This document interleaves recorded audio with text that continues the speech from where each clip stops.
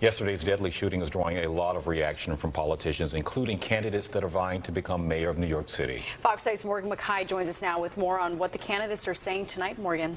Hey, Natasha and Antoine. So many Republicans and some Democrats are criticizing the Democratic nominee Zoran Mamdani for being in Uganda while 4 people, including an NYPD officer, was shot in Midtown.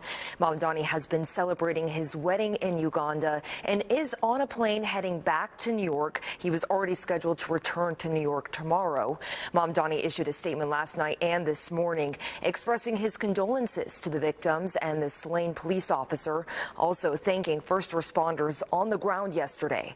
Congresswoman Elise Stefanik, though, who is considering challenging Governor Kathy Hochul next year in the governor's race, blasted Mamdani yesterday for his defund the police stance in 2020. Mamdani has since walked back these comments slightly, saying he has no plans to reduce the NYPD's budget, but has said he has no plans to increase it either. Governor Kathy Hochul has not endorsed Mamdani, but came to his defense earlier today. That's about as pathetic as it gets. I mean, seriously, going after an unelected official who said something back in 2020 when many people were. I mean, come on, give me a break. Meanwhile, Mayor Eric Adams, who ran on a public safety platform in 2021 and is a retired NYPD captain, was on the ground at the site of the Midtown shooting just shortly after 911 calls went out. Adams today has been focusing on his administration's record, seizing guns and calling for stricter laws on a federal level. Adams' campaign says active campaigning is on pause until after the funeral of the NYPD officer. Mayoral candidate Andrew Cuomo went on CNN and wasted no time criticizing Mamdani.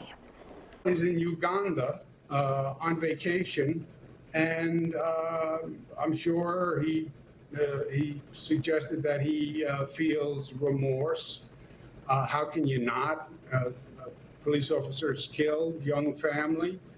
But again, he has a consistent record that has gone back for years, where he has been highly critical, not just of the police department as an institution, but of the individual police officers. Now, Mamdani's team in response says this is not the time for cheap shots in the press, adding that families are in mourning and multiple victims remain in the hospital. Meanwhile, Republican candidate Curtis Lewa telling us today that he supports increasing penalties for criminals who use guns in crimes. And independent candidate Jim Walden also expressing his sympathies to families of those affected by the tragedy yesterday. All right, Morgan, thank you so much.